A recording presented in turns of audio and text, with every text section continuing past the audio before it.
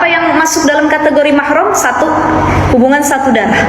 Yang kedua, satu susuan. Dan yang ketiga, musyawarah karena sebab pernikahan. Kita nikah sama suami, kita punya mertua. Mertua kita jadi mahram bisabab kita udah akad sama anak. Jadi nggak ada yang namanya mantan mertua, nggak ada yang namanya mantan mantu, nggak ada. Tapi ada mantan istri sama mantan suami. Jadi kalau cerai sama suami contoh, atau suami kita meninggal dan kita masih ada mahram, yaitu mertua, ya, maka nggak boleh mantu nikah sama mertua karena dia udah jadi mahram selama-lamanya. Selanjutnya apa? Contoh, ada janda bawa anak. Dia nikah sama duda, sama-sama janda duda, jandanya bawa anak. Maka si anak ini jadi mahram ayah tirinya dengan syarat ibunya sudah akad dan sudah berhubungan intim dengan ayah tirinya. Contoh, mohon maaf ya, ibunya udah akad nih sama ayah tirinya, tapi belum sempat hubungan suami istri, cerai. Maka anak tiri boleh nikah sama ayah tirinya karena ibunya belum sempat hubungan dengan ayahnya, cuma sekedar akad. Tapi kalau sudah akad dan juga sudah hubungan suami istri, haram dan nggak boleh karena anak tiri jadi mahram ayah tirinya. Sampai kapan? Karena laki-laki punya sifat mendominasi kepemimpinan ketika dia menikah dengan seorang perempuan yang mengedepankan sifat lemah lembut di hadapannya, dia merasa menjadi lelaki sejati. Maka jangan pernah menunjukkan kemandirian kita di depan seorang laki-laki. Setuju atau tidak? Setuju. Jangan sampai gak ada yang setuju. Kita bersikap lemah lembut. Ayah, mama gak bisa angkat galon, angkat tidur. Ayah, mama gak bisa, tolong dong ayah. Oh, suami seneng, bahagianya bukan main. Tapi kalau gak ada suami, perempuan ini saya adanya bisa segala. Betul gak sih? Iya. Bawa motor sambil gendong anak, di belakangnya bawa galon. Yang dibonceng ada 2 anak, satu nganter sekolah, satu bawa bayi di depannya, dia bisa mandiri. Yang tadinya dia gak bisa masang gas, gak ada suaminya, dia bisa. Yang tadinya atapnya bocor, dia bisa naik sampai ke genteng kalau nggak ada suami. Tapi kalau hadir suaminya, keindependenannya mulai runtuh. Ini yang disebut independent woman ala Islam. Dia tahu bagaimana menempatkan dirinya di momen-momen tertentu, dan dia punya rasa empati terhadap sesama maupun pasangannya. Kalau kita sebagai anak ataupun sebagai istri dipanggil suami ataupun orang tua, lagi sholat duha dibatalin apa dilanjutin? Dibatalin.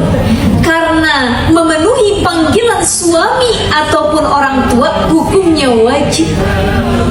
Tapi sholat duha hukumnya sunnah. Bisa nggak nanti dimulai lagi? Bisa. Tapi kalau kita lagi mengerjakan sholat 5 waktu yang fardu, kita lagi sholat maghrib, sholat subuh, suami manggil, mah, mama, kita nggak jawab karena melanjutkan sholat, maka tidak berdosa karena sholat wajib lebih wajib untuk ditunaikan. Para mayit itu ketika dalam kubur mereka mengatakan, ya Allah, kalau saya punya kesempatan lagi, saya akan sholat tepat waktu dan tidak akan meninggalkan sholat.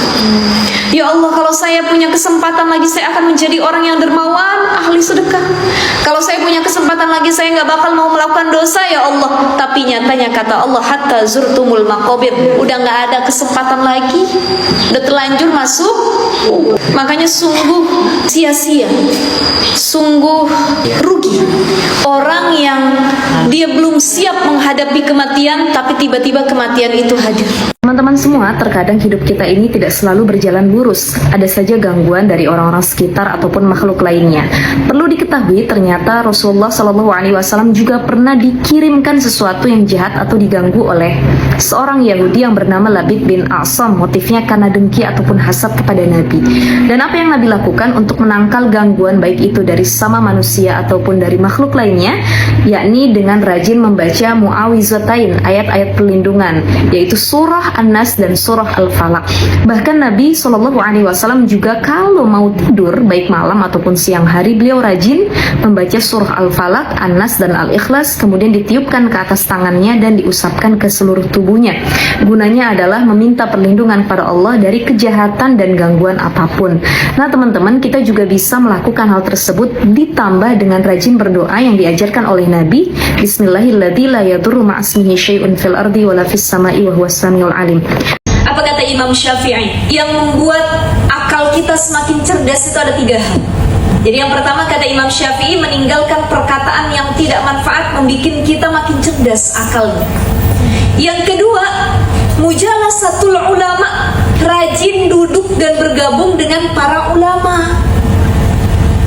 Dan yang ketiga, mujalasatus sholihin, orang yang akalnya makin cerdas adalah mereka yang gaulnya sama orang-orang solih. Makanya ibu-ibu sekalian, kalau pengen lisan kita keluarnya yang baik-baik, coba lihat circle pergaulan kita, kalau kata anak muda zaman sekarang. Lihat siapa yang kita jadikan teman, yang kita jadikan kawan. Karena kawan itu bisa berpengaruh menjadi faktor besar dalam keimanan kita. Jadi 3 tugas orang tua nih. Ayat taqiya ummahu wa yuhassina ismahu wa yu'allimuhul kitab. 1, ngasih ibu yang baik. Kenapa? Ibu tiang keluarga, tiang agama, tiang negara. Ibunya baik, anaknya baik insyaallah. Kenapa? Karena ibu orang yang paling sering ketemu sama anak-anaknya. Yang kedua, dikasih nama yang bagus. Dan yang ketiga, diajarkan Al-Quran, ilmu agama. Kalau orang tua lalai dengan 3 ini, maka ini disebut dengan orang tua yang durhaka.